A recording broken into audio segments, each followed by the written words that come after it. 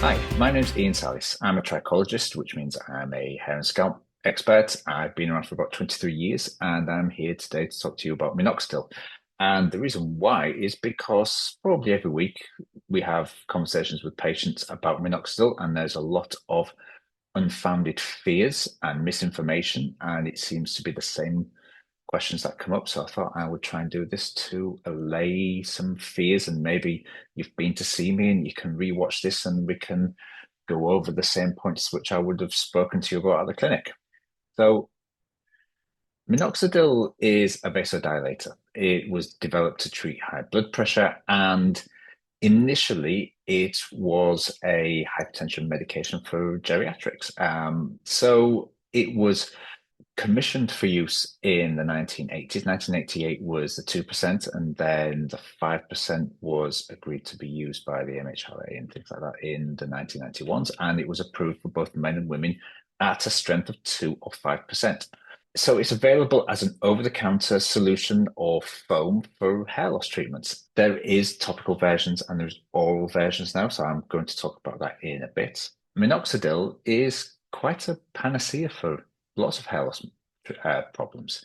It has been noted for use in androgenetic alopecia, which is male and female hair loss, and off-label for alopecia areata, scaring alopecias, eyebrow enhancements, other types of hair shaft disorders, and even excessive shedding. When we can't get to the bottom of why the person is shedding, we use minoxidil, and it helps. It does a very, very good job at stimulating growth. So minoxidil extends the growth phase of hair. It reduces what's called the dormant phase of hair. So there's a phase where as we get older, especially, and people that suffer from genetic hair loss, their hair doesn't grow, die, fall out, and come back as a little hair.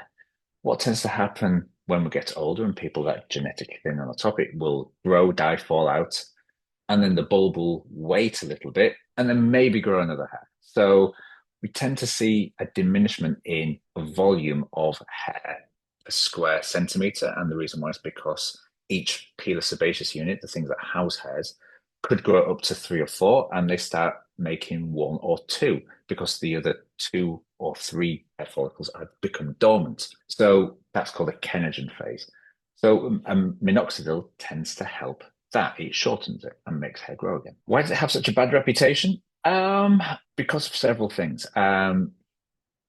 We are used to going to a clinician or a doctor, going to speak to them about a problem and getting that problem corrected, and then, with a medication, and then stopping the medication and getting on with our lives.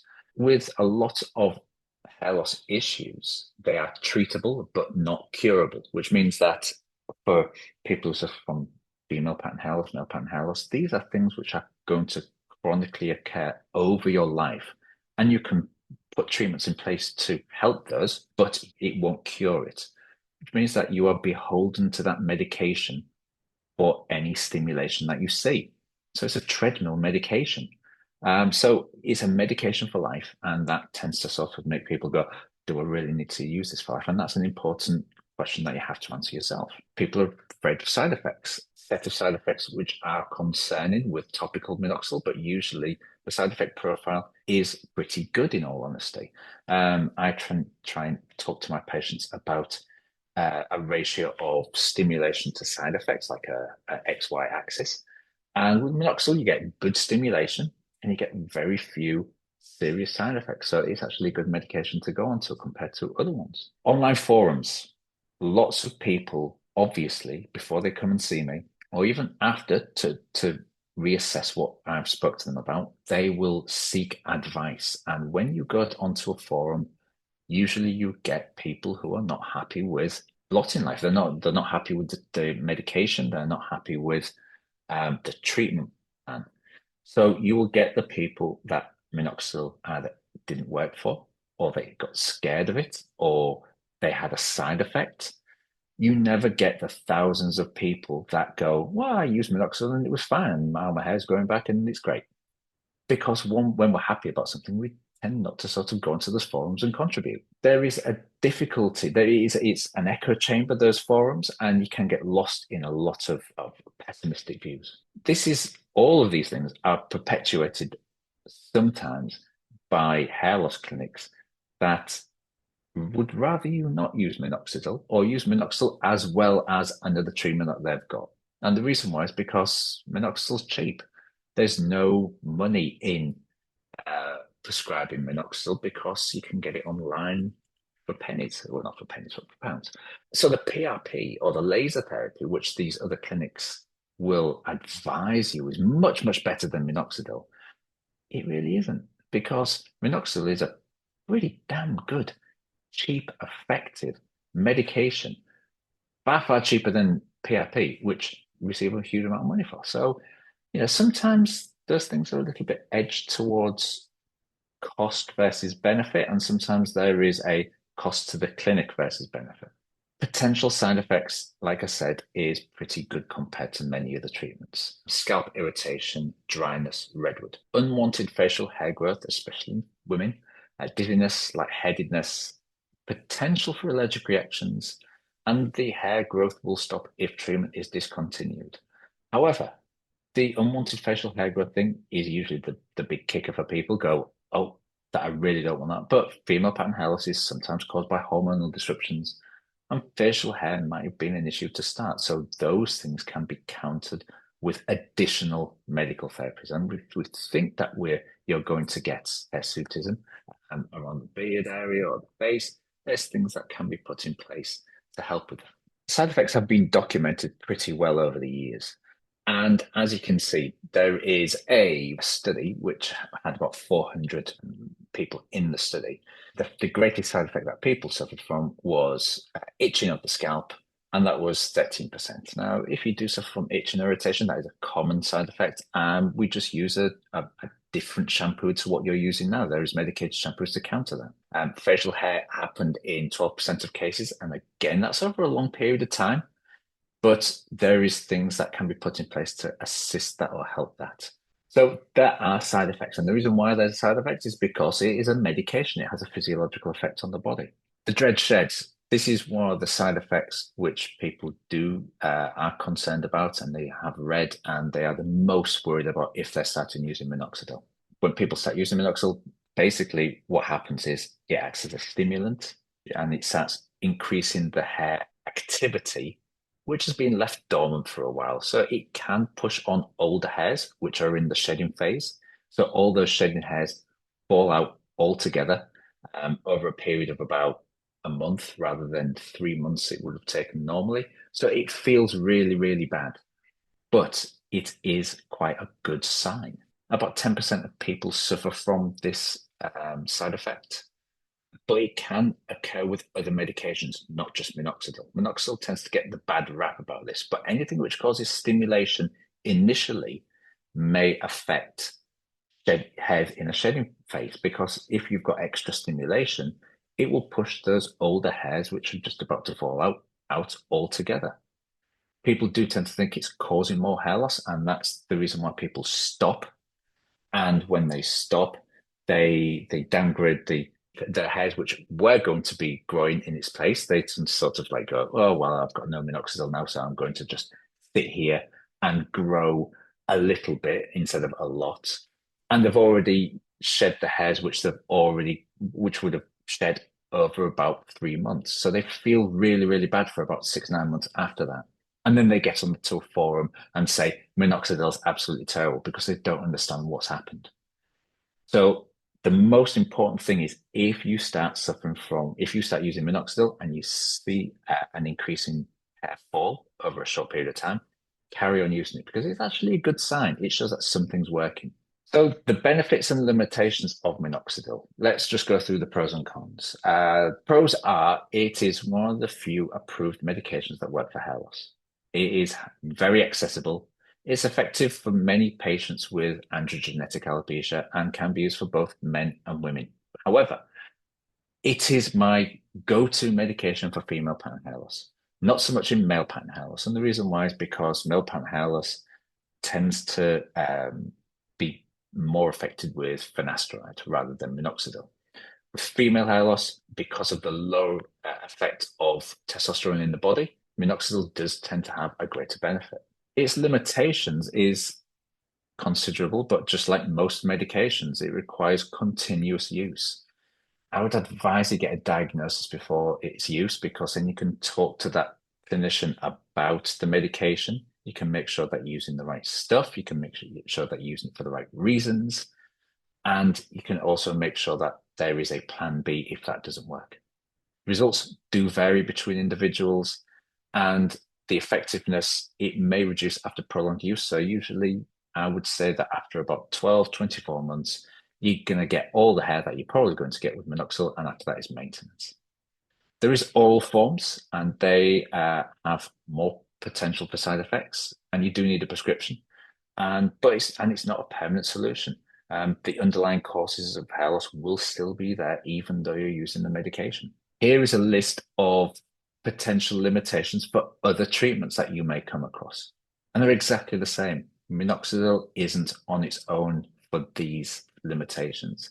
Any type of medical therapy for hair loss will carry the same types of problems. This is an interesting little diagram that I put for the reasons why minoxidil might not work for some people. The theory is that you have what's called a sulfur transferase, which is an enzyme in the scalp, and that sulfates minoxidil into minoxidil sulfate. Some people have a little bit of this sulfur transferase enzyme. Some people have a lot of it. So there is a difference between the amount of active ingredients which is actually used by the skin. Does it work for everybody? No, and that might depend on the transferase in your skin. But that's just a theory. If you've got a low amount of this, then there's nothing really you can do about it. But if you've got a high amount, it'll be beneficial to you. Aspirin, if you take aspirin or if you use a salicylic acid on the scalp, that might have an effect. But also it might be due to how you apply it or what you do to your scalp during applications. So things like how often you wash your hair and what you wash your hair with might have an effect on the minoxidil. Because if you only wash your hair twice a week and you're using minoxidil every day, that will build up and that might stop the minoxidil from getting into the scalp. So there's lots of moving parts to topical treatments, especially when you've got the hair in the way as well. Oral minoxidil has gained traction over the past few years as a therapy for androgenetic alopecia for both men and women. The low dose, between 1.25 and 5 milligram daily, has been shown to treat genetic hair loss. And it's very good when topical minoxidil is either ineffective or causes too much irritation on the scalp so people can't use the topical version. It does require medical supervision, so you have to be under a prescriber for this, usually a medical prescriber, because it has a greater amount of side effects because you're taking it orally. But it does show promising results for diffuse thinning and genetic hair loss. Is it better than a topical treatment? Well, there has been some studies to show that it's not hugely beneficial. It has a slight edge, and I think the consensus is that oral minoxidil will trump topical minoxidil because it's just easier to use.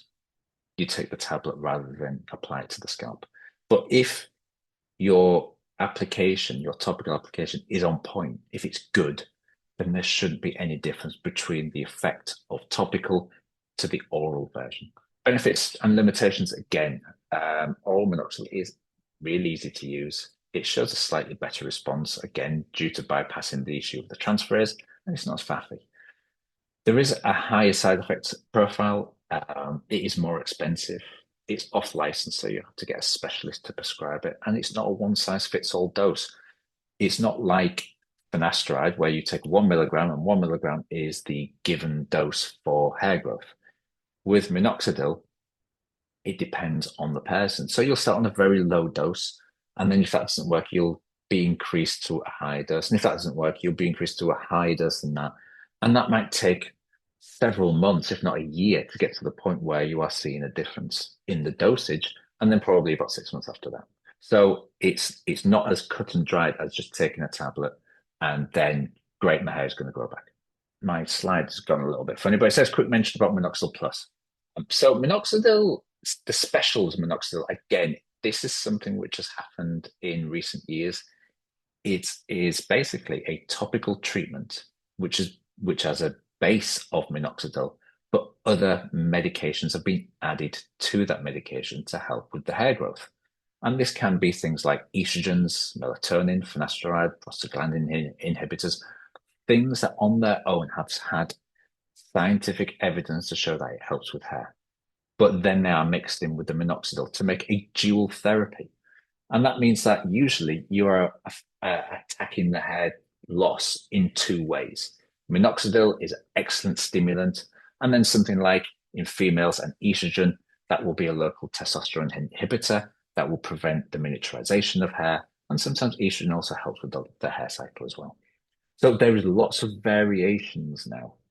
If you speak to specialists who have the ability to speak to specialist pharmacies. So again, it is expensive. It isn't a one size fits all. So final thoughts regarding minoxidil. It is my go-to medication for female pattern hair loss. And it is my second therapy for genetic hair loss. So it is an excellent therapy for genetic hair loss, which is very misunderstood. The misunderstanding is usually perpetuated by online forums, so the anxious and possibly the ignorant. And sometimes if you've had a opinion from a clinic which would rather push an expensive PRP and not advise you to use minoxidil, then probably think again because you would benefit from minoxidil first. And then if that doesn't work, that's when you would go to these treatments. Oral minoxidil is suitable regarding a lifestyle. So you take a tablet rather than putting stuff on your hair when topical fails, but it does require medical oversight and it is more expensive and harder to get. So you do need clinical advice for that. And the long-term commitment for treatment is the reason why you get results. Whether it is oral minoxidil or topical minoxidil, you do have to commit, and it is a treadmill medication. And that sometimes is scary. And it's okay if you don't do this. And it's very important to understand that minoxidil isn't the only therapy, but it's a very good first line therapy. And if you are in two minds, you probably need to speak to somebody who has good insight with this and other therapies that you can use. So I hope that's been helpful, and I hope that it has clarified some issues with minoxidil. Please like, comment, share, subscribe, and I'll see you next time.